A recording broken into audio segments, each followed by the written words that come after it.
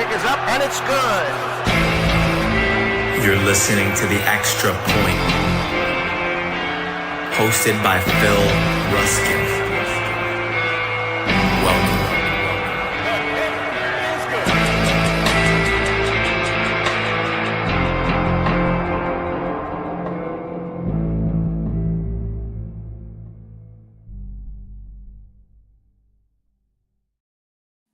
What up, what up, what up? Welcome in. It is Tuesday night. Welcome to another episode of The Extra Point. I am your host, as usual, Phil Ruskin, joined by my guy, Mr. Kendall Vanderbilt. What up, dude?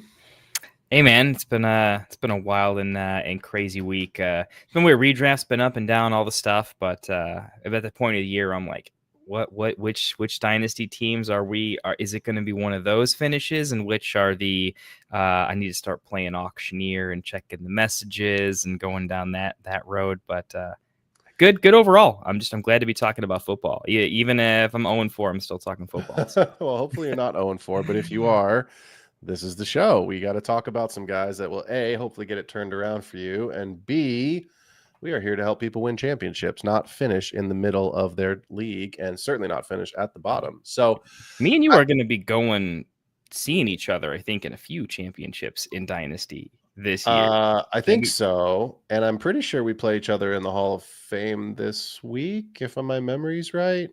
Yeah, we do. We got some good content coming up. I think we're going to do some playoff run. Man. This weekend, every time I went to go, because we're in we're like 4, almost 5 dynasty leagues with each other at this point. Yeah. We met through a dynasty league. I kept looking at my score on the, like, when you're having a bad day. Otherwise, you keep looking at your like big dynasty numbers because that could be good for a long time.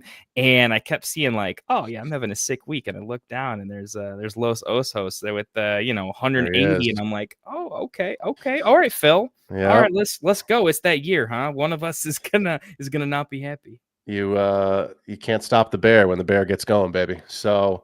One of our main leagues for the listeners, we do play in a league. I run it called the Hall of Fame, 10 team, full PPR, start 2 quarterback, 3 wide receiver, double flex. Kendall's team and my team is top to bottom solid, like loaded. And it's fun. It's not that we are bossing the league. We're having good seasons. I think we've both had really good seasons the last couple of years, but there's some other teams that are also really sharp. But I look down this roster, Kendall. Dak Prescott and Jared Goff for me, Josh Allen and Patrick Mahomes for you, advantage Kendall. Christian McCaffrey and Omarion Hampton for me, Bucky Irving, Jonathan Taylor for you. Now it'll depend what happens with Bucky, but that's a coin flip. And this is where it gets real fun. I have Jamar Chase, Amon-Ra, and Zay Flowers. You have JSN, Garrett Wilson, and BTJ.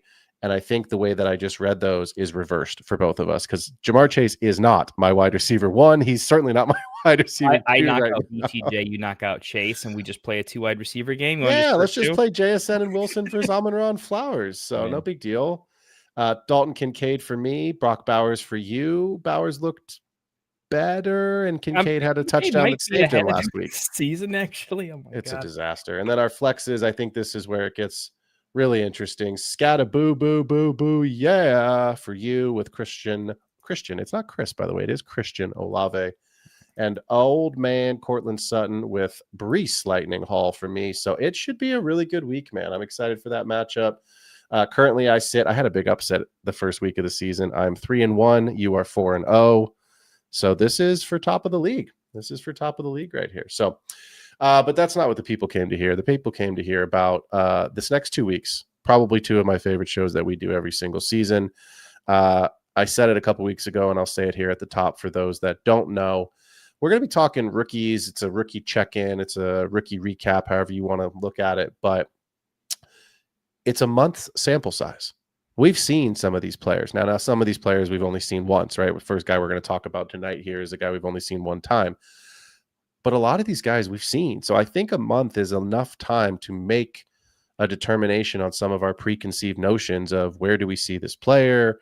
Are we right in what we thought previously going into the draft? Are we ahead? Are we behind? Where do we kind of finish? And then next week, I think you and I are very excited. We'll be having an actual live draft. So we will redraft the rookie class next week.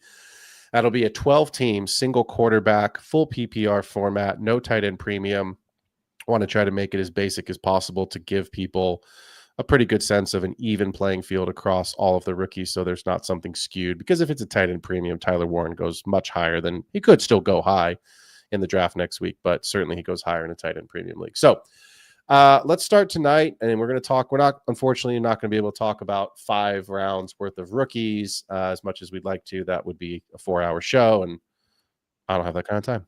So I want to talk about Jackson Dart, Kendall, and I think everybody wants to hear about Jackson Dart. And look, let's just state the obvious. It looked good. It looked really good at times. He runs the ball. I think that's, look, we all know, look, Lamar Jackson, Jalen Hurts, right? Bit of Jaden Daniels, Josh Allen, of course. Like, it's a cheat code. It's an absolute cheat code in fantasy when you run the ball like that. So, I look at a player like Jackson Dart, and if my memory's right, I'll pull the stats real quick, but I believe it was 5 rushing attempts last week. 10. I was way wrong. 10 for 54 and a touchdown. I know he had the long run for the touchdown. So I want to get your thoughts on Jackson Dart because I have mine. Where do you sit with Jackson Dart, having, again, only seen him in a starting role one time? Very high on him. Small sample size, right? So there's some things. I'm only looking at a couple of key things to get like an overall plus minus what to look at going forward. But his ADOT was relatively strong with subpar weapons. He came in and I don't know how much chemistry he even had with Neighbors going, and let alone the other guys, but just didn't come in with a ton of weapons. It came in. I was just very impressed. I think what dominated the news headlines was, this is a little soon to be throwing a rookie. Are you doing a Drake May thing here? How are you feeling about the O-line? Could you be setting your future up for failure? This is a big, we were looking more at the coaching decision versus Dart himself in many instances, right? And to perform the way he did, how he did under that kind of pressure, the decision making. It took Justin Fields a long time. It took him to get onto the Jets before he realized, this isn't here. I'm going to go run. Yeah. Right. I think we saw some of that. Jackson Dart had that in his first game where it wasn't there and he just took off. And you saw that by those 10 attempts, but very efficient 10 attempts, a lot of first downs off those 10 attempts as well. Just allowing him to move the chain. So, and I didn't see, I don't know, while you're watching him, I always look for what are the excusable rookie mistakes and what are a little too much of that, and we got a real problem because now I got to start thinking of, they coached that out of you by now. Why is it still here? I didn't see much of that. I saw less mistakes from him than I see from an average Jalen Hurts passing game when they make him pass. When they make him pass is the key. I was impressed. Hey, look, I wanted to pull this real quick. I didn't throw this in the trade segment tonight, but I think before I kind of discuss it, it's worth bringing up. In a 10-team Superflex full PPR league, 6-point passing touchdown, I saw Jackson Dart get traded today around lunchtime today. Jackson Dart and a 26th third for a 2026 first. So that trade alone tells me that the first is still in this manager's mind a little bit more valuable because you're not adding a third on top of Dart if you felt the Dart and the first were of equal footing. So I don't know that I agree with that. I'm just saying I just want to give the people an example of a trade that actually happened today involving Dart. Look, it's early. It's really early. He started one game, and did he save Brian Daboll's job? Maybe not. I think it certainly helps that he won the game. And they play New Orleans this week, so you have to like that because you have to think that they're going to win that game with their defense and Dart's ability to at least create some plays because he really didn't have Neighbors for the majority of the game, right? So it's not like he had Neighbors for 3.5 quarters and then he went out with 6 minutes to go. It was pretty much without him. I think that they beat New Orleans this week, but then listen to this, Kendall. Philly, at Denver, at Philly, home against the Niners, at Chicago, Green Bay, Detroit, and then New England before the bye. That's the Niners defense isn't what it was. And New England is so far from now that who knows what their defense is going to look like. But you've got Philly twice, the Denver defense, the Green Bay defense, Chicago's Jalen Johnson missing, but it's not easy. So I don't want to. It's the same thing we said after week one. don't panic. Don't anoint. I don't want to anoint Jackson Dart a guaranteed high-end QB2 yet after one good week. And even though it was the Chargers, like, look, they're at home. Chargers have to go across the country. So no neighbors is going to change things in a huge way because that is your best player. So the rushing was great. I'm encouraged by that. The passing was okay. It's like you said it perfectly, right? Like, what are some of the excusable rookie mistakes? I like the reason I brought that trade up is I like the trade. You know what I mean? Like, I think a 26 first, I didn't look to see whose first it was and like where that falls, but I think there's ways that this goes right and he could finish as a QB2 high end. I think there's ways it goes wrong and he finishes 20 to 26. So again, it's early. So let's see it. Let's see what happens next week. If he looks really good this week against New Orleans, people are going to be excited, really excited. And I'm not going to say trade the kid because he's a rookie in a dynasty league. You've got to hold. But I also want to say if it goes poorly after the New Orleans game, regardless of how New Orleans goes, there's some difficult defenses that he's playing. Let's just see, like you said, like, let's see what he looks like. Is he making good decisions? Is he only locked in on his first read? Right? There was issues that they talked about with Caleb when Caleb was coming out. I was like, oh, he's a first read guy.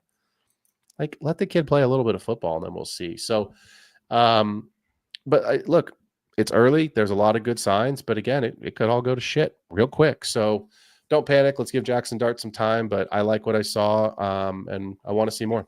So I'm encouraged by what I saw. I'm hoping to see him build on some of these performances. So I said at the beginning of the show, we're not going to have time to talk about all the players, but at the quarterback position,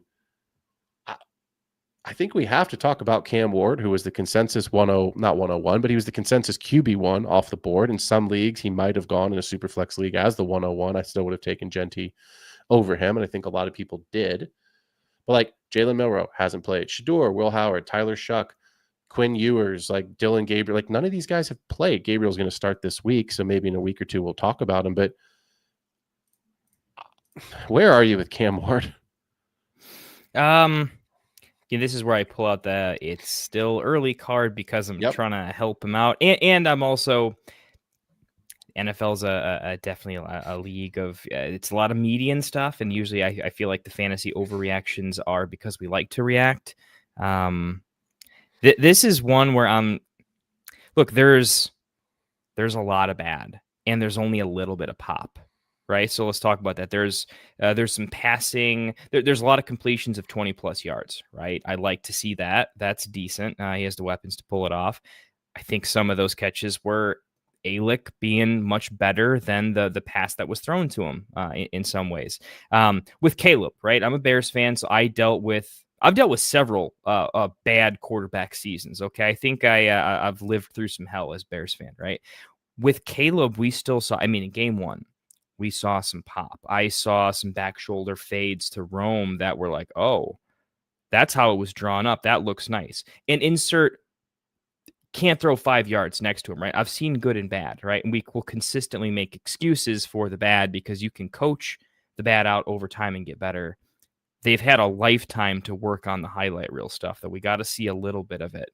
And I'm not seeing enough of that from Cam. I'm not seeing enough poise. I mean, when you look at his completion percentage, like there's enough people on the field. I'm not seeing that just everyone is full NFL level covered on every play, where we've got to be missing some reads. We've got to be missing some timing. The completion percentage is just not NFL ready, even by NFL rookie standards. NFL rookies don't always need to be horribly inaccurate. Usually they have trouble in the red zone. They have low touchdown stuff, right? You don't trust them in the red zone as much, so you tend to lean on the run game, right? But we've seen relatively efficient seasons recently from rookies, right? Hell, Tua had a pretty efficient rookie season, right? And we don't even think he's that good of a quarterback, to be honest. So this modern NFL quarterback, I think they should be pretty efficient, and I think they can design offenses to be pretty efficient.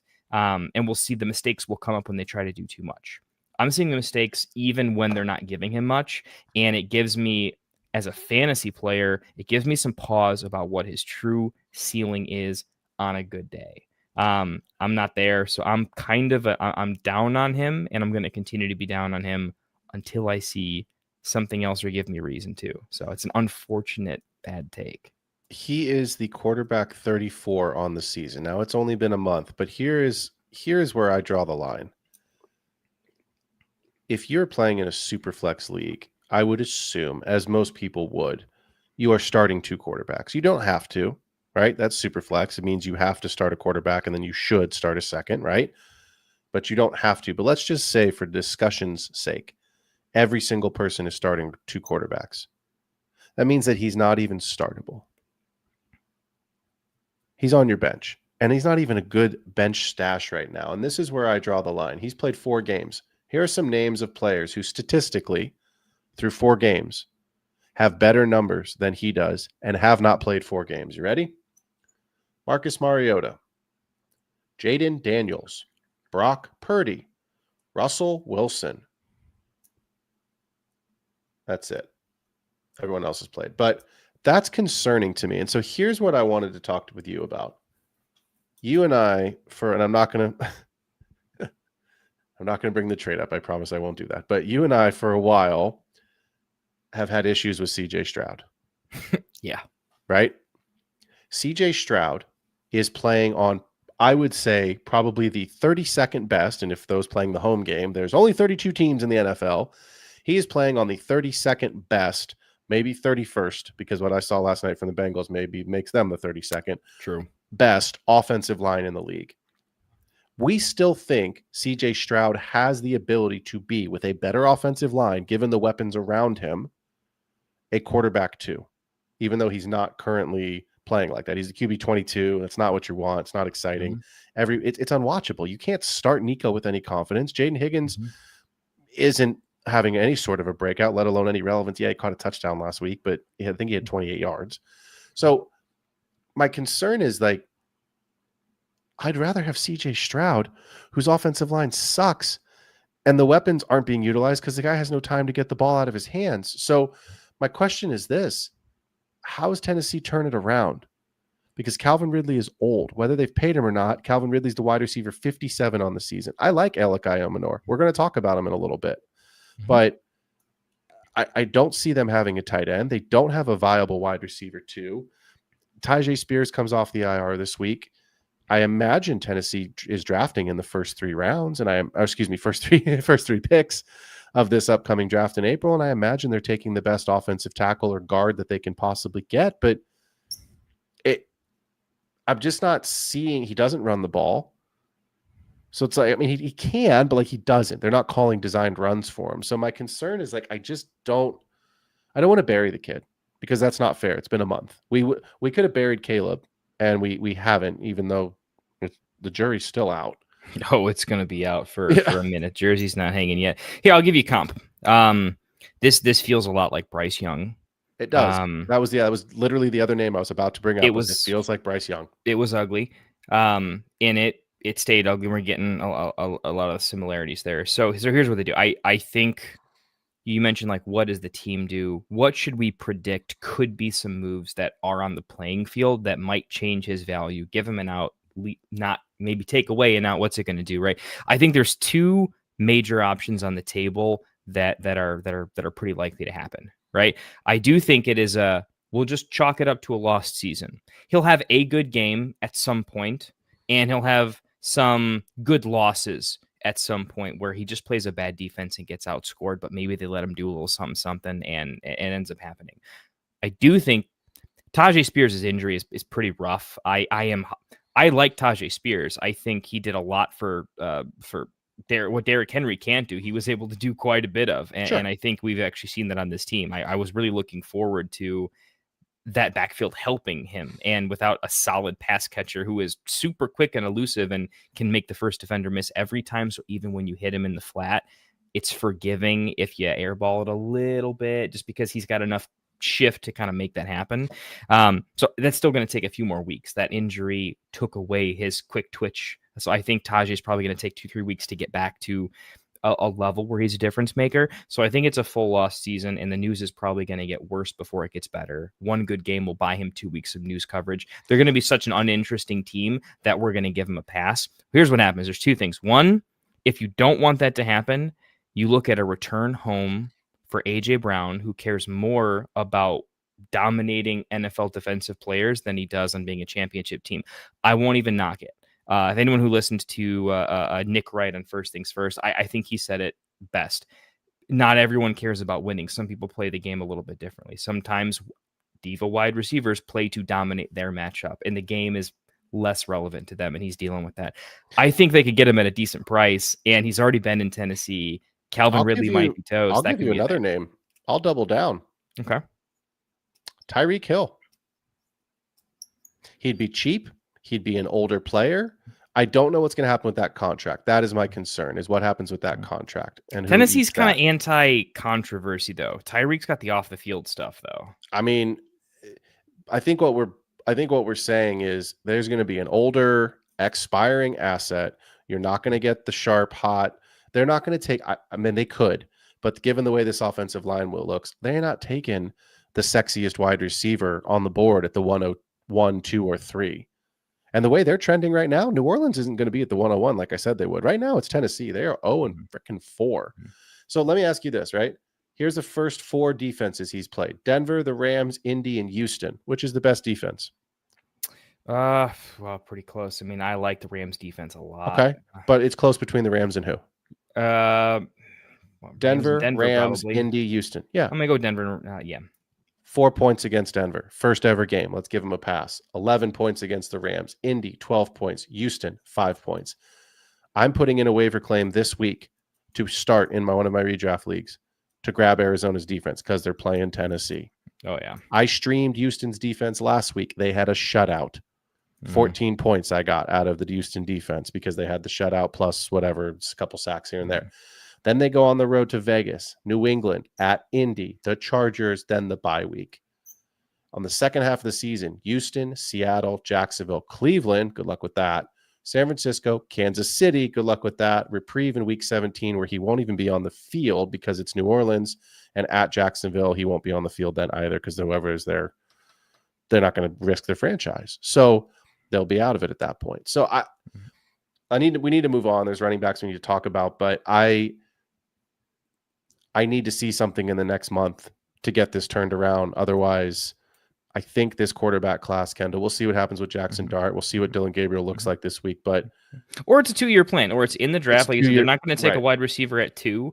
They will trade. Their best deal, trade for someone else's first, let them move all the way up and grab a defensive star that should be there. But they have a 27 first that could be unprotected or whatever. And then they give him that 2-year window. And if it's looking really bad, they spin it up in 27, which is already a hyped class to get something out of it. And that's their play. They're going to give him 2 years like they're doing Bryce. And yeah, this quarterback class it's only been a month, so I'm not going to bury these guys, but on paper right now, and even with some of what we've seen on screen, is looking like the quarterback class we thought it was. Weak. Not a great quarterback class. So let's talk about some running backs. And I do see a couple questions in the chat, so we will get there. If you are wanting us to stop, we do have the super chat option. Feel free to throw us a buck or two or $1 million. I'd love $1 million. Kendall and I could do a fair few things with $1 million. We will stop what we're doing, get to your questions. Otherwise, when we get to a natural stoppage, we are more than happy to answer some questions and engage with you guys. Running backs, Kendall. Look, it was pretty easy for us to say that Genty was the clear 101 and Hampton was the 102. And then there was some conversation around Henderson and Judkins pre-draft. Obviously, Judkins ran into some trouble this summer, but people were so stoked on Cam Skattebo. He went from late second to mid-second to early second. I saw him go at the end of a first round draft that I had very close to the start of the season. So the hype was there, and I think all he's done is pay it off. So let's talk about Skattebo for a couple minutes here, and I'd love to know like where you're at with him, because I have some thoughts. I have some thoughts on where I think he was even when Tracy was in the mix, and that's the kind of take I want to bring into it. So where are you with Cam Skattebo? I'm kind of through the moon with him. I'm actually above market on him. For me, it's a really simple take of my biggest I need to watch was that he was maybe not athletic enough to really survive the NFL level of we're all real good athletes, man, right? A level that he's not used to. Every single key and cog on the field is that level. And there was the chance that he's just going to get swallowed up. And if he couldn't be efficient in the modern backfield, which is a committee, right? You need to at least be efficient and be good at something. And I figured, what if he just can't be NFL good? And what if he's not good enough and Tracy isn't good enough and it's just ugly across the board? That was my worry that I wanted to just keep at check.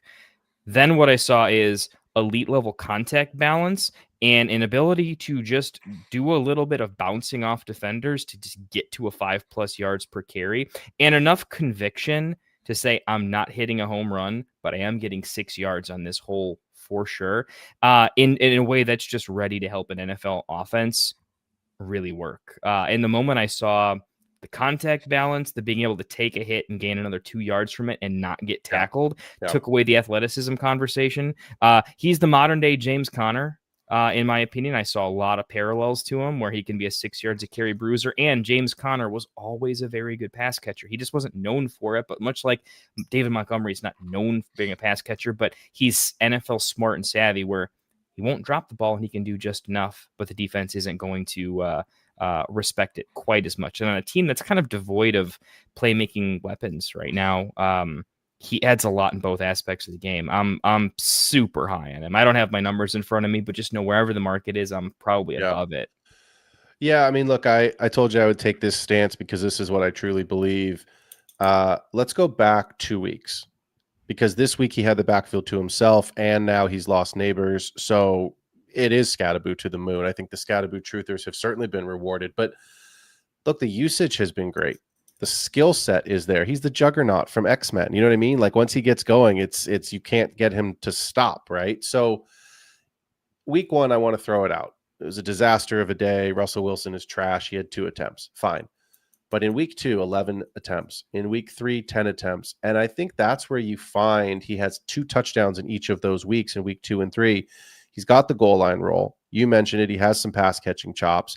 He's getting yards after contact. Here's where I'm at. I think he retains the job. If he has another big week this week, and I do think he certainly can, 25 carries for 79 and no touchdowns last week. But if he scores a touchdown, I mean, you're finishing in the top 10 last week. So I think for me, the question that I have is his role in jeopardy when Tracy comes back? And I don't think it is. I think he continues to have the role that he had before, plus.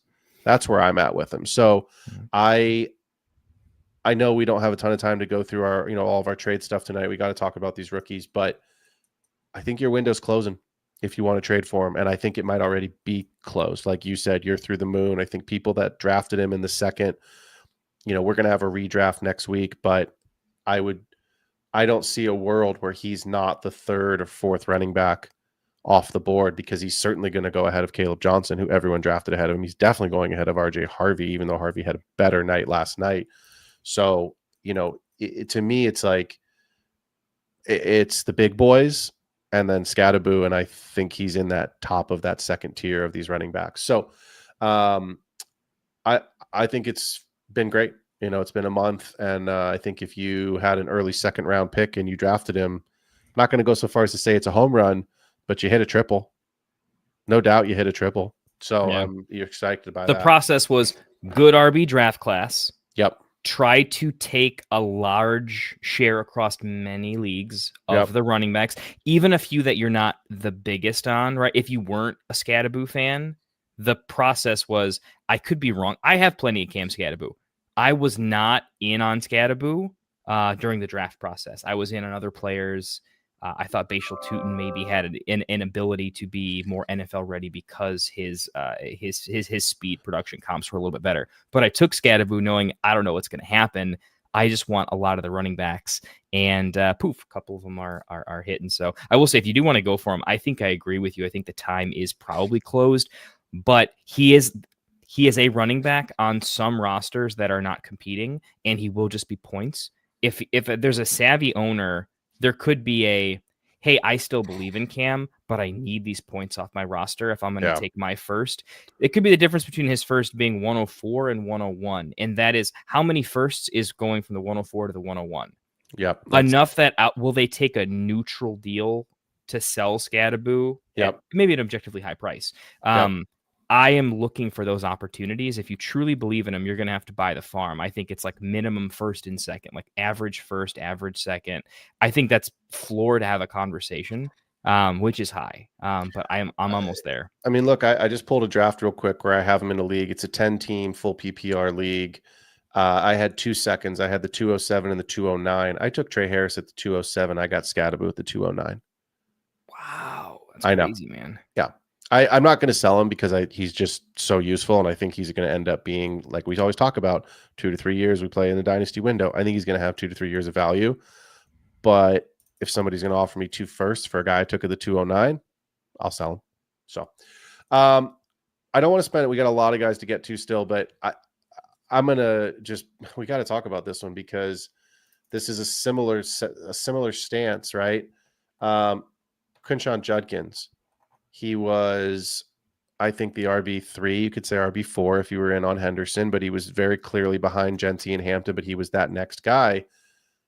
And I had somebody in a league, and I don't remember where. It was a 12-teamer, but basically it was, he tried to trade me this summer when the news was just all negative with the arrest and then the no contract and missing all of training camp. And I turned the offer down, and I don't remember what it was. I should have pulled it to bring it up in the show. And it wasn't a bad offer. He didn't lowball me. It was a decent offer. And I remember telling the guy, I said, look, buddy, I appreciate the offer. I'm not going to trade him right now. And I said, look, I still think what is going to happen is what is normally true in the NFL. He's going to beat the legal trouble. There's not going to be any issues. He's going to start slowly because he may not sign his contract. And yes, he's missed all of training camp. And he's probably still going to wind up as a bell cow running back for the Cleveland Browns with Dylan Sampson behind him, who was drafted to be the backup, and an old Jerome Ford. And he's probably going to turn out to be pretty damn good. And so far, he's 10 for 61, 18 for 94 and 1, and 21 for 82 and 1. So I think at this point, you're stoked if you've got Judkins. I think it's what I want to talk about for just 30 seconds and then move on is this. Could you imagine what would happen if they had a real freaking quarterback? Is there a world? Let's say that I'm trying to think of a good name. Let's say it's a rookie, or Aaron Rodgers will retire. I don't know. I can't think of a good veteran. Let's say it was Dak. I know Dak has the contract. But if they had a proper quarterback, is there a world where you would put Judkins in the same tier as Hampton and Genty? Because I would. Yeah, I know. I would. I absolutely would. Yeah, I absolutely would at this point. Yeah. Yeah. I mean, inside that tier, is he lower? Yeah. Sure, and is there an ability for couple more games from either of those two guys and they separate themselves into a whole nother tier? Sure. But as I'm seeing right now, no, he's there. He's new Nick Chubb, but he catches passes. He's Chris Carson is a comp I have right now where he has 20 carries every single game for at least 80 yards and underrated in the passing game. He's just really good. And he's like, oh crap, every year he's going to be like a quintessential. He's not going to be a big talked about name inside like the top 5-10, but he'll be so safe outside of it. It's going to be unreal. And like I said, for the same way we look at some of the, we'll get to one of the names later on, some of the Houston guys, right? We think here's the floor. What could be? It literally can't get any worse, right? I'm going to give you really quickly another name. It's an older name. Dalvin Cook. Okay. Yeah. I see some similarities in their game. I think at the end of the day, if you gave me a quarterback upgrade in 2026 with the same receiving core that they have, because Jerry Jeudy's unplayable, Cedric Tillman they don't have an alpha. They don't have a guy.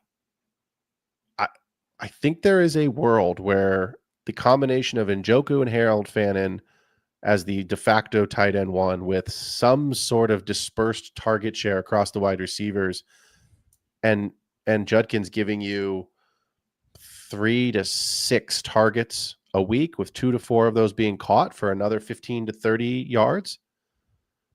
That's RB1. numbers with he's going to put up 70 to 100 to 120 on his ceiling rushing yards on the ground. That's RB1 numbers. So if you really are scared, because again, Genty did not have a good game until this week. People were panicking in the streets with Genty until this week. So if you don't want to put him in that tier with Genty and Hampton, I still would, but if you don't, that's fine. But I think he's in a tier by himself at this point after those two guys before we would put anyone else in that category. So let's talk about someone, Kendall, that was right next to him or potentially drafted. I think they were drafted back-to-back in almost every league that I'm in. I'm assuming most of the leagues that you're in. But let's talk about Travion Henderson because it's been slow. It's been slow. So where are we with Henderson? So expectations versus like what's reality? One, I think we all forgot that Ramondre is pretty good. Like he was great. He is pretty good. And his issues are more team related. The fumbling is okay. That's a real thing. Let's take that argument aside, right? If your favorite player fumbles, you're like, but he's really good, right? I mean, like, let's be that guy for a second, okay? Ramondre has looked good. He's been efficient. He's been catching the ball. He's the incumbent, which means he knows the offense. He can do all the things because he just did it the last couple of years. So he was always going to be the guy, right? There's just an argument that he's a better version of J.K. Dobbins sometimes, right? Sometimes he's a lot worse. I think J.K. Dobbins is better. But he was always going to be the incumbent. When the guy ahead of you just isn't doing a bad enough job, you know, you really shouldn't complain, right? So here's my basic comp is, are Patriots fans upset with his development? I think the answer is no. I think Patriots fans look at it how you should, which is Drake May looks very good. Drake May is completing 72% of his passes. He's spreading the ball around anywhere he wants to. He was completing 72% of his passes, right? When his wide receiver one was a 30-year-old tight end the other week, and we just now got Diggs involved, finally. But it's not like, oh, he was bad, now he's good. Drake May has been good the entire time with random wide receiver ones, right, that are day 3+ draft picks. And he's just getting the ball to everybody. Passing to Ramondre, and when Hendy's on there, he'll pass to him too. He's passing to whoever's open pretty consistently and moving the ball. Their problems have been penalties and some costly turnovers, but it's not been Drake May, right? So Patriots fans are saying, the offense is good. We're fine. We're going to be pretty good. I want a running back value, especially top 24 running backs. There's massive correlation to, were they on a top 10, top 15 offense? Right? The amount of RB1s that are in outside of the top 10 offenses, it just doesn't happen, man. It just doesn't, right? So the quickest path to him realizing his equity that we put in him is being on a good offense. Check, and that looks like it's only getting better, right? So that's the long-term take, is if we want him to be a better version of James White, you know, and hit that Jahmyr Gibbs usage. Jahmyr Gibbs is great, partially because that Detroit offense is just lethal in any way you look at it, right? We have a check bar, box there, right?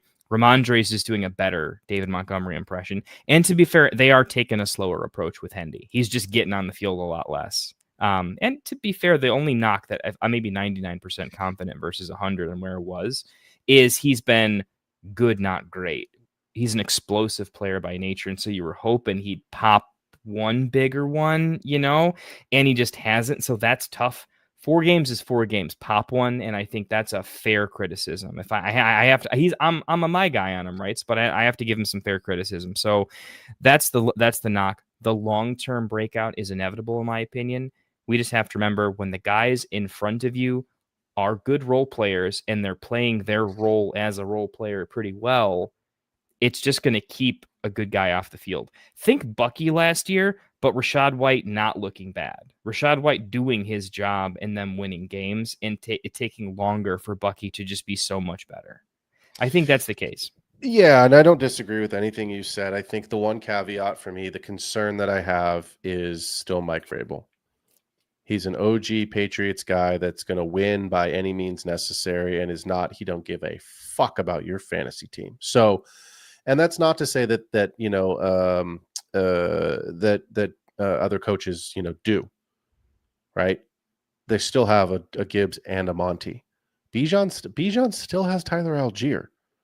Brees Hall had until last night, right? My brain just went completely blank. Why did my brain just go? Braylon Allen, thank you. Sorry, right? Give me some Isaiah Davis, baby. Yeah, so it's like even there's one Christian McCaffrey, there is one Derrick Henry, but my concern is Ramondre going to continue to make Henderson be slow developing? I think the answer is yes. I think the breakout's going to come. We all think the breakout's going to come. It will come. It just might not come until week 12. Or it might take a Ramondre injury. So it might take an off season. It might not come till week 3 of next year, but I think it's going to be fine. I think he retains. I think because we're not doing trades tonight, but I think his value holds. I don't know that his value increases or decreases outside of, something we can't foresee here 4 weeks in. But if it stays status quo the rest of this year, I think his value holds. And that's good. That's what you want for a player that you drafted at the 104 to 107.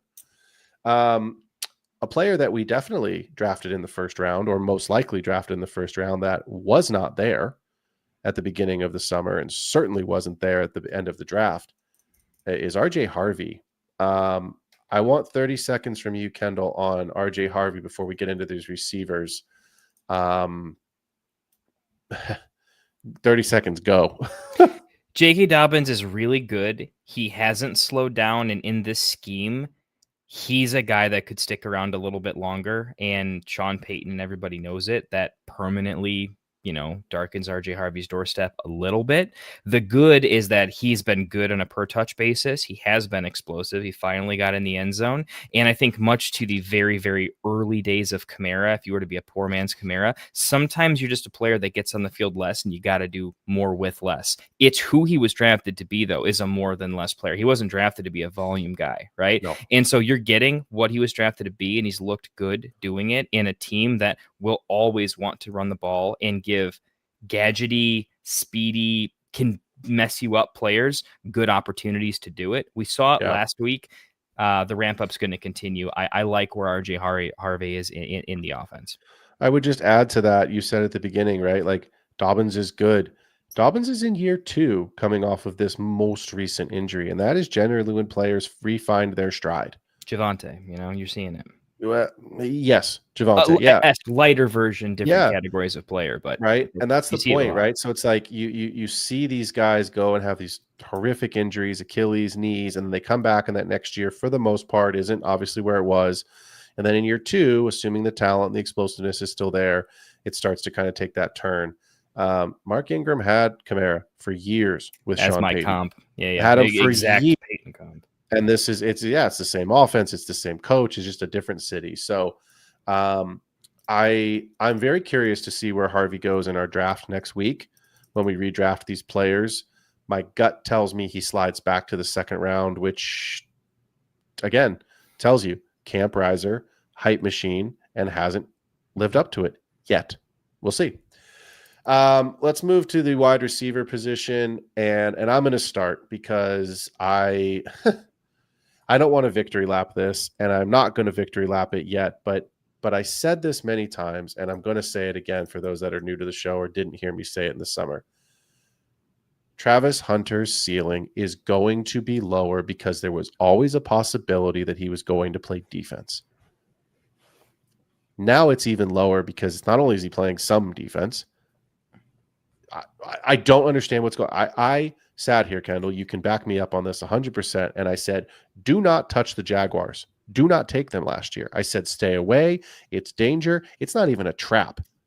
You know what I mean? Like you walk in the kitchen, the stove's on fire, go get the fire extinguisher. It's not a good time to start getting some popcorn and seeing if you can heat it up on this open flame. It is a disaster. I don't think that they're any better. I don't see a world where the Jaguars are going to get better this season. BTJ has the yips, but he's still getting targets like crazy. That lowers Travis Hunter's ceiling. I'm not going to go so far as to say that this is the worst trade in NFL history because I still believe the Deshaun Watson trade with Houston and Cleveland is the worst contract and is the worst trade in NFL history. But they gave up the farm to get him. And I sat on my couch in April and watched this pick come in, and they said, the Jaguars have who was the Browns, right? Yeah. Yeah. The Browns have traded with the Jacksonville Jaguars, and I said, oh shit, they're coming up for Genty. I said, there's got to be a buyer for Etienne.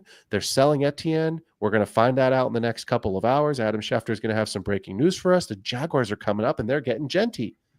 Because if you have BTJ, and you could go get Ashton Genty, and you have Trevor Lawrence with Liam Cohen as your new offensive genius head coach. Doesn't that make sense? It made sense to me. And then when I heard Travis Hunter, I went, no. Do I think the kid should have been a first-round pick? Of course. Was he one of the top wide receivers in this class? Yeah. But for fantasy, not for real-life football, the ceiling, I never thought the ceiling would be there because one of two things would happen. He would either play some defense, which lowers the ceiling, or he would be stuck with Trevor Lawrence in a shit offense. And right now, that's what it looks like. So can you give us the other end of this? Because that's a pretty negative take. And again, it's only been 4 games, but you got to sell me on why I'm wrong here, because I've convinced myself that I'm right. Okay, we can do a quick where you're right, where you're wrong. It's just there's a take to be looking at that. It's not an anti-Hunter take, right? The idea is early on with rookies, I'm looking at what to look at, right? Has Hunter been great? Not quite. Has he been okay? And it's not been drastic mistake. If there's a highlight, are there lowlights? There hasn't really been too many lowlights where I'm like, dude, Hunter, you were the problem in a lot of these. It's been I Trevor. Agree with that. Yeah, I'm not going to say he's good, right? There's a difference. Like Alec, he's looking actual good. Hopefully we'll get to him here in a second, right? He's made some cool stuff. He's just kind of caught some balls that have come his way, and he hasn't quite popped anything too crazy quite yet. The challenge is Trevor looks completely broken, right? So bad. If you're going to underperform, this is the reason you want it to happen. Why do I say that? There are other examples of truly great wide receivers that just could not really overcome a horrible quarterback situation. And you throw a horrible quarterback situation with, I'm sure, the scheming and the playbook and figuring out how we're going to put this all together. That all goes to shit when your quarterback can't do any of it, right? The Bears offense with Fields for a while was, we can't make literally anything work. The coaching, everything together is just a complete mess, right? So if the reason you're down on Travis Hunter is all on Travis Hunter, I think that's the wrong way to look at it. The right way to look at it is the entire team is completely broken. It's a CJ Stroud Houston take. It's if we get to it, it's Jaden Higgins light. We haven't seen a ton of bad. The offense is totally effed. You gotta be able to look at the lost year. Let's figure it out. I want to look at the individual plays. I want to look at the PFF yards of separation. I want to look at drop metrics, right? That's what I'm tracking to see. Is he on pace to be a good NFL wide receiver and he needs a situation change? That's the positive take. We can Agreed. Just wait out Trevor Lawrence maybe. He's young. Can you? Because the contract says you can't. I mean, you just brought up Jaden Higgins, right? And to me, that I'm in on Jaden Higgins. I've been on Jaden Higgins, and I'm still in on Jaden Higgins. I think the issue is very obvious from what I watched the Texans. That offensive line is a sieve.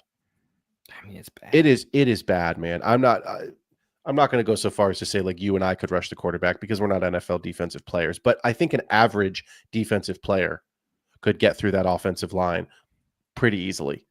And every time I watch the Texans, it's like, dude, CJ, you're running. It's like Patrick Mahomes in the Super Bowl 2 years ago. He is running for his fucking life. He's not looking too bad doing it, thank God. No, he looks okay, and he still throws a good ball. But I think you and I would agree, similar to what we were just talking about earlier, if Cleveland had a real quarterback, does that put Judkins clearly, firmly in that top tier of running backs? We both said yes.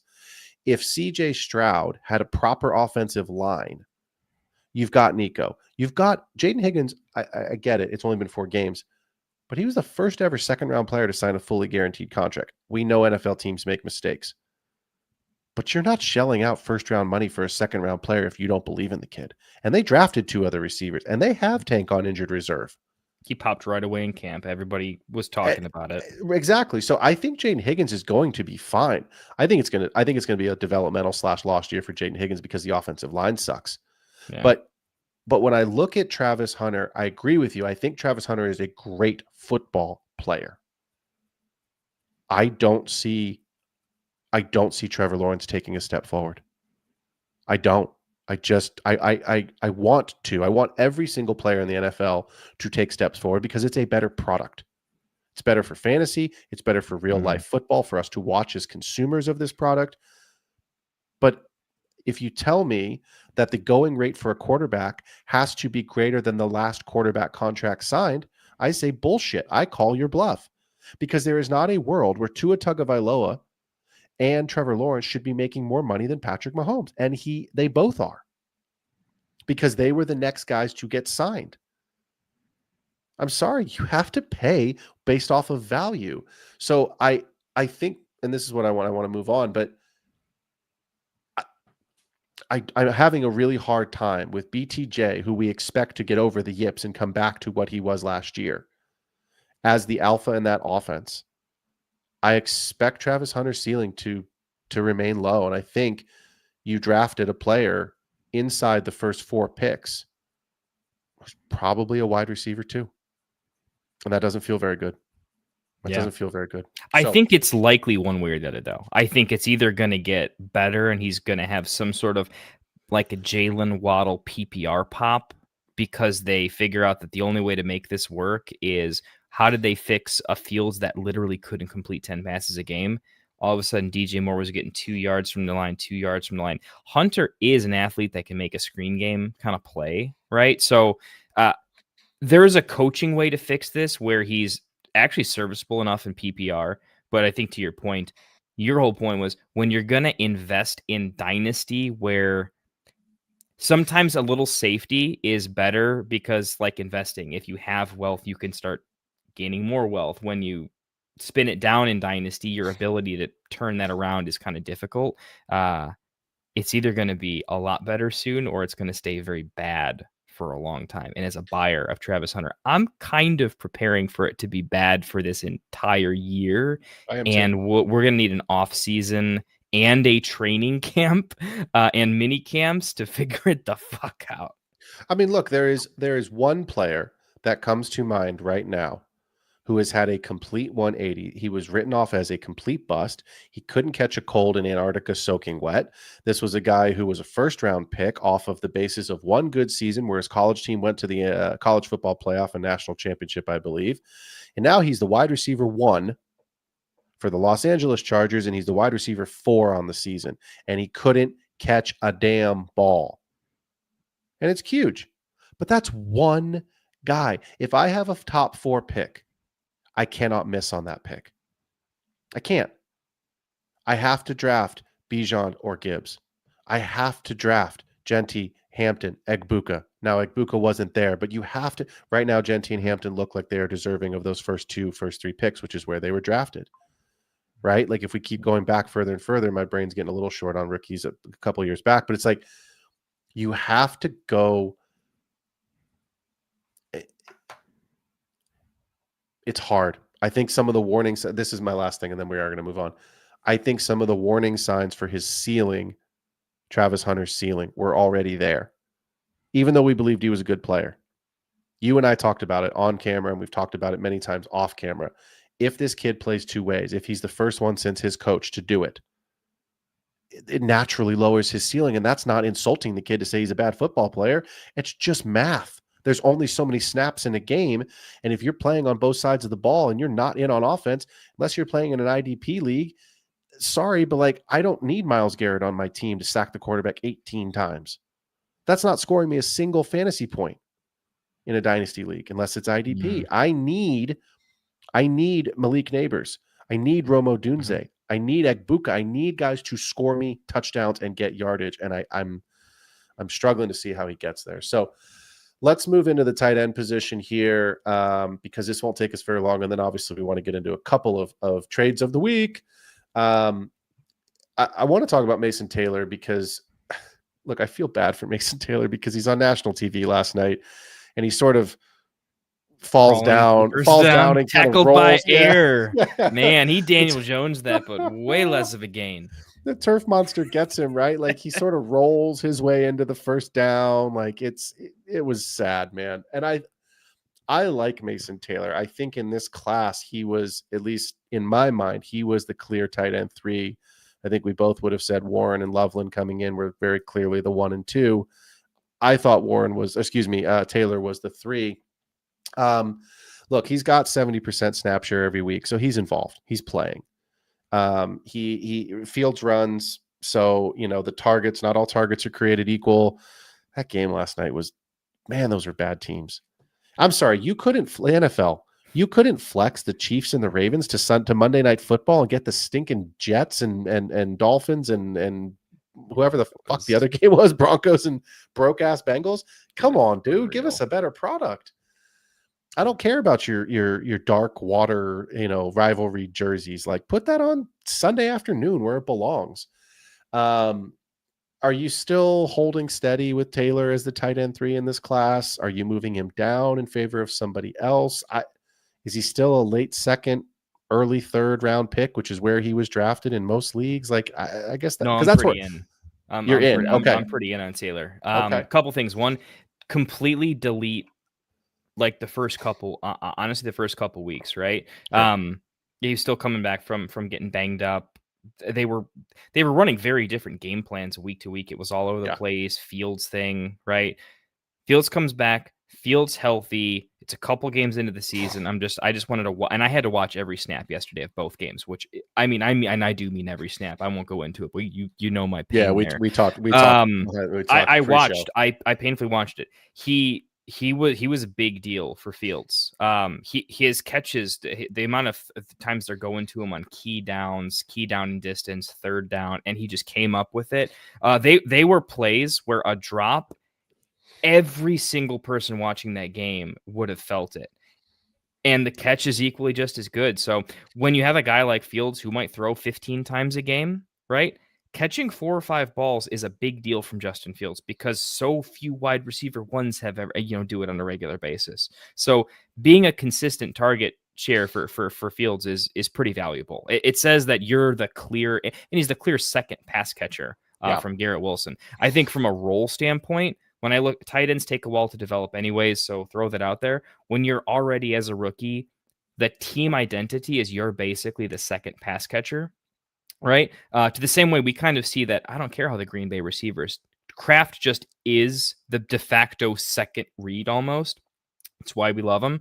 It's why we kind of liked Ingram in the past and why he's kind of an archetypal guy that we like. Mason, no matter how talented, untalented, whatever he does, his role fits the archetype of what works. So if you know nothing about NFL football and you're just a fantasy nut, you could say, I'm going to bet the math that the second weapon in an offense that is not great right now, but probably stands to get a little better over time. And Fields looks a little ahead of schedule. He looks improved. The defense actually is what looks terrible, which is not bad if you're an offensive player. I feel pretty good for a rookie tight end to be on the field that much. The guy we might talk about next has no chance of that for a long time, sadly. You got to feel pretty good about it. I mean, it's a tight end. You're not expecting McBrides all the time, but the ability for a McBride to be a McBride, you need to get on the field a lot and be the second target. McBride could have jumped into he'll never become McBride situation. There are certain offenses where he would never be what he is today because he would never be the second weapon.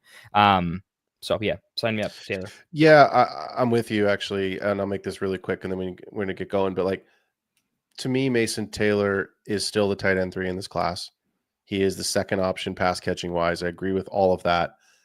It takes time. Travis Kelce played 1 game his rookie season. He was then in 2014 the tight end 10. That's not what you want. The tight end 9 in his second, this technically his third year. That's not what you want. And then the tight end 1, 1, 1, 1, 1, 2, 1, 3, and then whatever the hell he's going to finish as. 6, and then this year, right? So it's like it takes time for these guys. And don't forget this, and this is the last thing that's really important for people to remember. There is a world, a very real world, maybe less so now because of the injury to Braylon Allen, but there is a world, regardless of Braylon Allen's injury, where Breece Hall gets traded. Vacated targets. And that's going to go to Mason Taylor. So I'm still in on Taylor. We'll talk more about him next week, and we'll see where he gets redrafted. I'm going to skip this guy, and we'll talk about him next week. Teaser for the folks. Fine with me. teaser for the folks. We got to get into you made trades. me write a paragraph on him. That was just no. I did not make you. You write a paragraph on him. I gave you the option of who to speak about. You decided to write the War and Peace version of Colston Loveland. So we'll get into him next week. It was therapy. Sometimes you got to have some therapy, buddy. Trades of the week. Ironically, Mr. Kendall, these both involve you. I was a busy beaver. You were a busy boy this week. Let's start with the first one here. Trade of the week, Tony Pollard and Puka Nacua going into Kendall's team.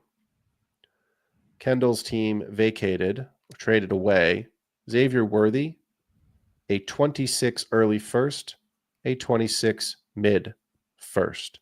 For those of you that are new to the show or just don't know Kendall historically does not go for it in year one and sells all of his valuable assets and usually winds up with 40 to 50% of the first round picks.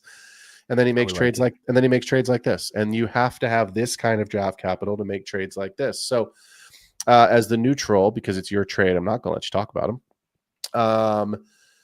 As the neutral here, I will say this. I love the trades.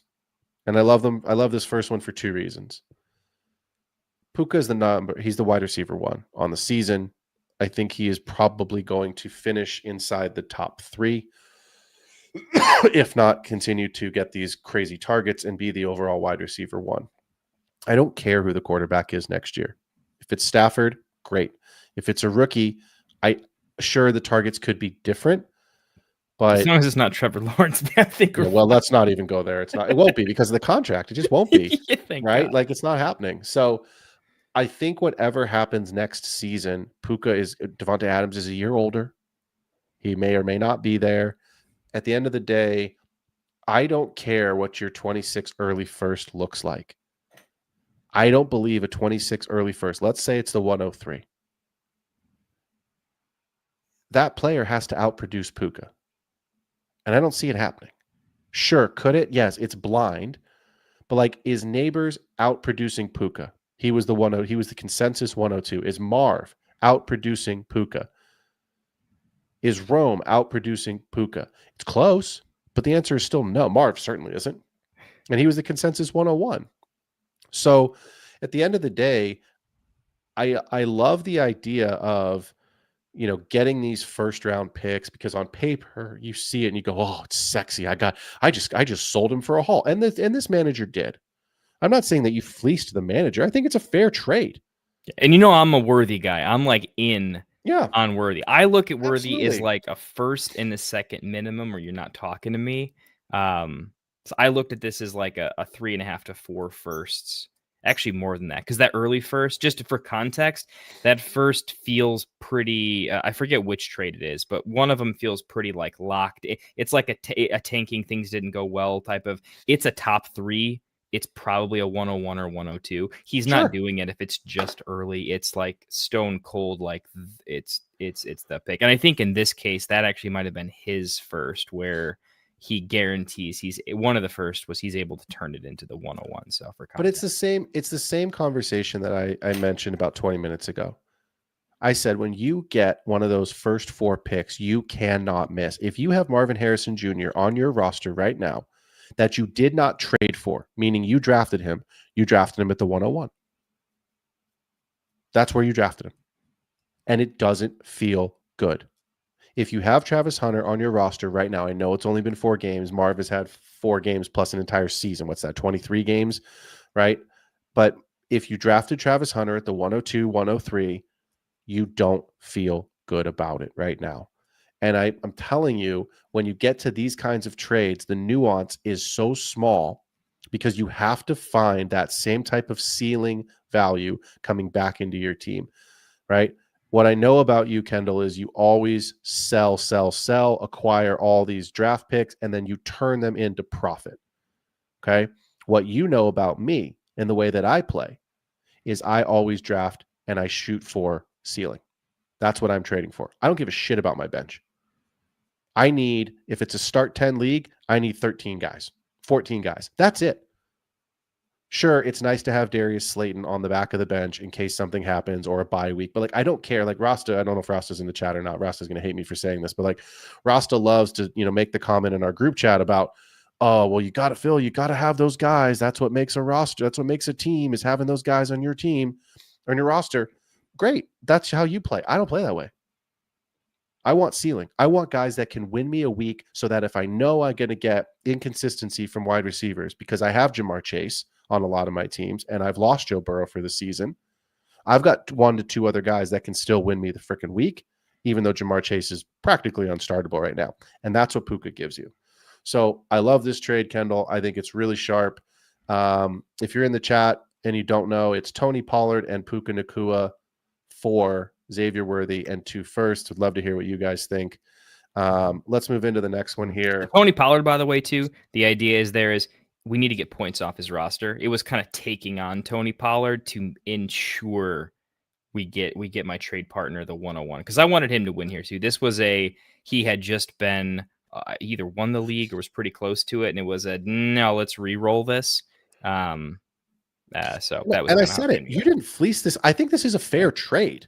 Yeah, I wanted it out there. There's trades where I'm like, even if they're in the chat, I think I got you on this one. This one was I felt stylistically okay. This is pretty good for both sides. And I never advocate for like go find a slam dunk, because you can't brag about a slam dunk. You're just a villain at that point, and you're not getting any better at the game, right? Finding ways where this type of trade will actually create value from someone who needs to create it. I just happen to have the picks to be able to put it together, right? But if you're in a situation where if you're not winning the league with Puka, maybe this or next year, there is an argument to be had about do something to find a way to win. Don't go for second and third. And he wasn't going to win this year. And it was like, let's find a different path to a super team. And that's at the end of the day, right? Mike talked about it in our group chat today because he had a trade that we're not going to get into that, but like the league is upset and I understand that, but like I'm in this league with you. I saw this trade and it took me a couple minutes to dissect it and try to get, the math into my head because, I'm a big statistics and math and social proof guy. And I went, I like it. I think you got the ceiling outcome you needed, but here's the caveat. He doesn't have to draft these 2 players at the first. He can take that and take that and spin that and go buy somebody. You can go buy Justin Jefferson. You can go buy Jamar Chase. You can go buy, well, you can't because you now have him. But my point is like now you have that capital. I don't know who the other manager is. We're not going to bring his name up in the show anyway. But like now the acquiring manager has the ability to go and figure out what he needs to do, right? Because if you were to get, because this year's class is too early. So let's take last year's class. If you turn that 2 firsts into next year's, for those that are listening to the show, you can't see me, but air parentheses, Neighbors and Rome. You're stoked that you traded Puka away and you got next year's version of Neighbors and Rome. You're stoked on that. I'd be thrilled with that. You'd be thrilled, and you'd be happy with Puka, and he'd be happy with the next few. It's young guys, targets, ceiling is there, right? So I love it. Next trade of the week, second one here, and then we will get to these questions. Same league, same trade partner. Same league, same trade partner. So this one, I'm just gonna say, and I hope whoever, let's not say the guy's name because I don't want to put him on blast. But this one, Kendall, and you especially have heard me say this, and I think the listeners have heard me say this a lot. If a trade makes your team better, you won the trade. I'm so tired of every time. So did I win the trade? Did I win the trade? No, nobody wins a trade unless you fleece somebody, and like you just so eloquently put, you're a villain at that point.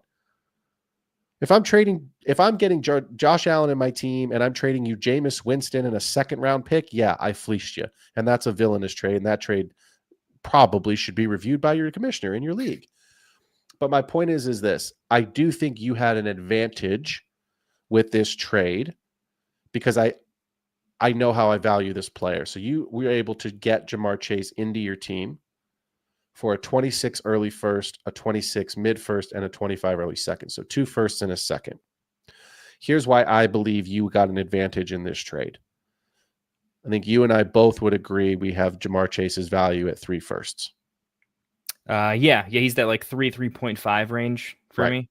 So the fact that you got him for 2 firsts and a second, which is 2.5 firsts, right away. Mathematically, I think you're coming out a little bit ahead. Here's the second reason why I believe that you got an advantage in this trade. I love Puka Nacua. Even though he was my do not draft candidate, it was not a do not draft Puka because I think he's bad. It was if Matt Stafford gets hurt, and that is a real freaking possibility that Matt Stafford could and still could get injured, that lowers Puka's ceiling. Whereas Amon-Ra and some of these other guys who have better quarterback situations could then leapfrog him. I do not see a world with Joe Burrow next season. Let's presume health because everything presumes health. I do not see a world with Joe Burrow where an early first or a mid first has the possibility to outperform Jamar Chase. I don't see that happening. So to me, when I look at this pick, and remember, picks bust. We all know that. Everybody wants to draft, I've got a sure thing because I have the 101. You do not. You don't. Would you rather have Marvin Harrison or Malik Neighbors? Neighbors, please. Would you rather have Marvin Harrison or Rome Odunze? Rome, please. Like, do I even need to keep going? Because if I'm going down that list, that means Marv's already at the one. and Bowers, right? And so Ladd, and yep, exactly. So if we were to redraft last year's class, Marv's probably the 107 to 110. Wow, that's so gross. Which is gross. Yeah. But you had a generational talent, sure thing, put the gold jacket on the kid before he ever stepped foot on a field because he went to Arizona where there was no wide receiver. There was no competition. Trey McBride was good, but had yet to have his breakout. James Conner was old. Trey Benson was a rookie. It was surefire. This kid is good. He was drafted, Kendall, you know this, at the 1-2 turn in redraft last year, Marvin Harrison Jr.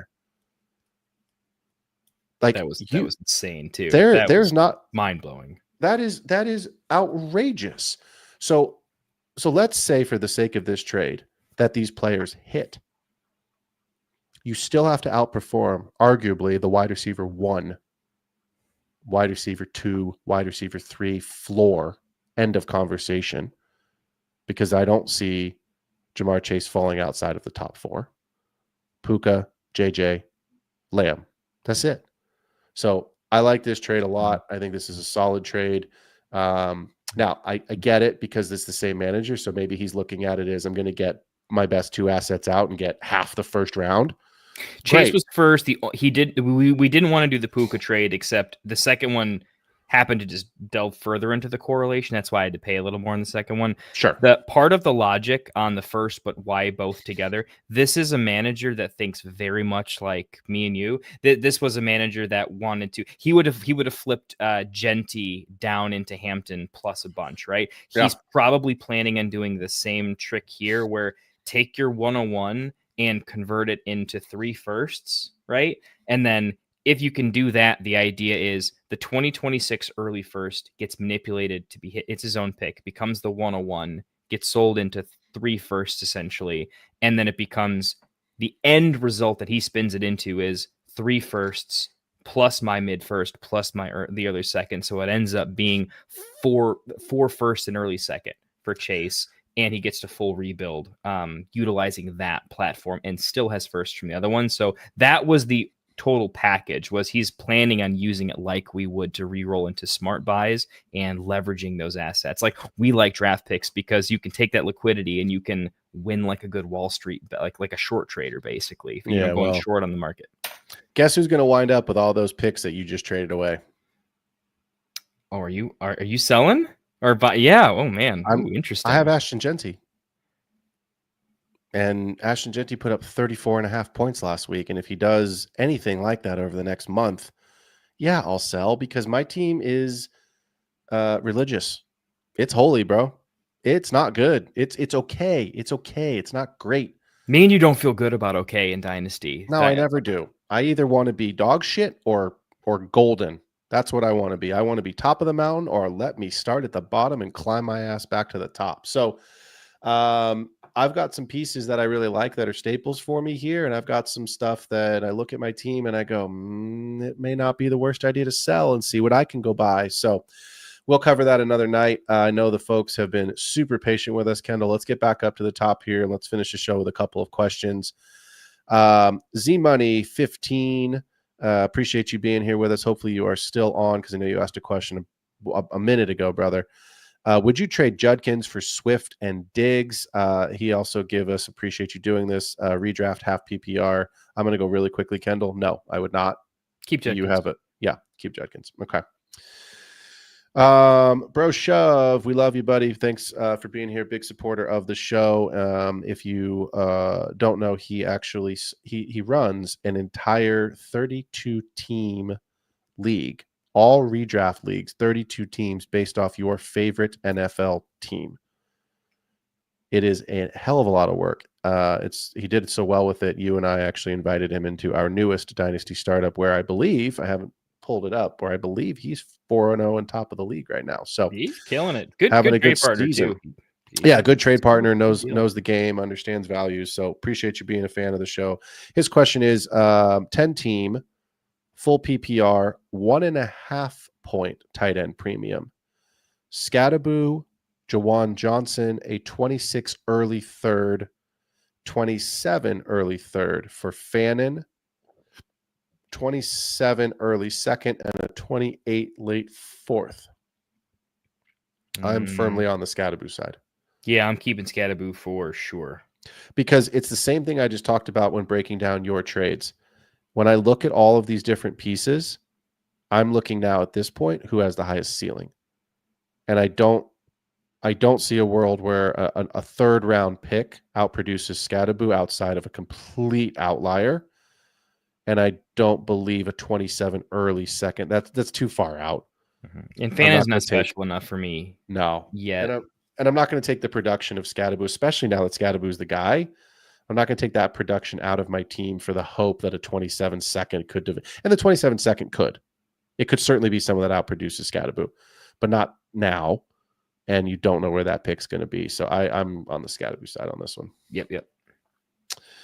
Nino Pena, appreciate him being here. He's been here the last couple of weeks, so I definitely get this. He says, fellas, I have a weak wide receiver room, and it's only gotten uglier, leaving me with just Jacoby, Alec Iomanner, and Stephon Diggs. So he has lost neighbors. His question is, he got offered Hampton and Tet for CMC. And he's seeing if he can add at least Franklin or something on top to quote unquote, I'm adding this part to quote unquote, even that trade out. Kendall, where are you in this one? Because this is, I'll be honest, this gives me a little bit of pause where I need to think. And if you need to think, that's fair as well. No, I just initially, I think my tiebreaker here is I need to know if it's 2 wide receiver or start 3 wide receiver. Yeah, if you're in a start 3 wide receiver, I mean, I get it. You're at the your starting PPG is starting to be in a real dicey situation. And Hampton versus CMC's PPG might be close enough. If it's 3 wide receivers, I'm actually going to go ahead and do this. Get something. If you can't get Franklin, get all their fab, every last dollar of it, just because it gives you a oops, I win if something else happens to the next person, which can be worth quite a lot. I think people forget that if it's before the halfway point of the season, just grabbing all of someone's fab when they think it's worthless monopoly money, because they're getting it as an actual asset can be worth a huge amount. I would do it if it's 3 wide receivers. If it's just 2, I don't think you're that bad. I think Diggs is actually pretty good. I still like Jacoby. I think that offense he's going to be pretty consistent. I think your wide receivers are fine in 2. I only think it's really dire in 3. So I think it's close enough where it would be league dependent. Yeah, I'm with you. My initial thought when I just gave it 10 seconds glance was I would take the Hampton and Tet side because you said it perfectly. I don't think on a PPG game, I don't think in that world, Hampton's going to be that much lower than CMC. I think it'll be close enough on a PPG basis. Tet, it hasn't been good, but it hasn't been bad. You know what I mean? He's getting targets, he's getting catches, he's putting up yards. He hasn't scored. He hasn't scored a touchdown, at least not to my memory. I'll have to double check that. I don't think he has, but he also gets so high in CMC. They get Kittle back. They get everyone back. Well, CMC should probably come a little down to earth. Well, I mean, I'm not going to say it, but I know we're thinking it. We're all thinking it. So Hampton's a rookie. He's super healthy. He looks good. Ted's got 68 yards, 100 yards, 48, and 62. Like, it's not, if he scores a touchdown in any of those weeks, you're happy. You're happy with those numbers. The Carolina Panthers are bad. It's a bad offense. You just said earlier, we were talking about it, right? You said if you're not on one of the top 10 offenses, chances are that you're a top 10 running back. There's not a lot of correlation there. Well, I think if Tech gets in the end zone and he's got Miami this week and Dallas next week, those are two bad defenses. I know that, I mean, look, they still gave up 40 points to the Packers, who haven't scored more than 20 all season.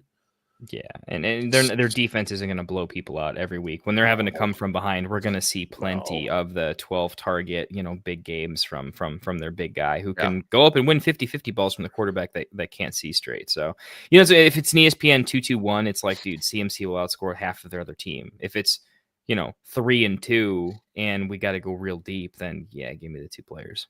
Yeah.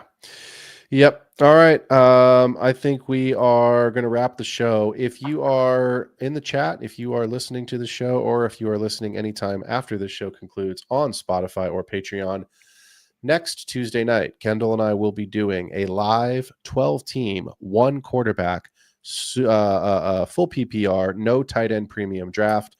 If you consider yourself a dynasty drafting expert, shoot me a DM on Sleeper at P Ruskin, and I will get you a spot in that draft. Kendall and I will not be drafting. We will be running the show and discussing all of the players. It will be 4 rounds.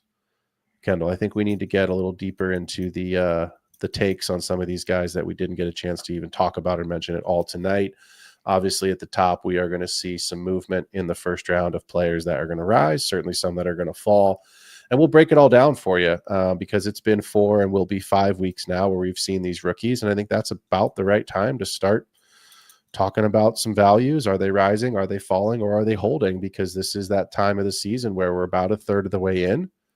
And over this next 4 to 5 games, you're going to figure out if you're in it and you're making a playoff push, or if you're out of it and it might be time to start listening to some of these shows and trading some assets as Kendall did. So appreciate everybody tonight. Thanks for the questions. And as always, if you are a fan of the show, please jump on. You can see the ticker at the bottom. Hit that like and subscribe button. That does help us a ton. We certainly appreciate it. We're always around on the Discord channel as well as on Sleeper. Please throw your questions in there, your trades. We, as you all know, we will feature them on the show. So actually, throw your questions in YouTube as well. If you're like, if we're about to close the stream and you have a question, just copy it real quick. The second the stream is over, throw it in the YouTube comments too. If some people don't have the Discord app or don't like it as much, have notifications off, we're right here on YouTube. So don't forget, we still look at, we get every comment. We can definitely get back to them, and it helps other people find our videos so we can answer more questions as well. So feel free to get those into the YouTube comments. Indeed. Well, for all of us here at the Get Right Fantasy Network, for myself and for Kendall, appreciate y'all being here for another episode of The Extra Point. We out. Wanted to write fantasy is the play. Marking nothing, but I tune in every Friday. Strategies provided, I will lock in every way. So going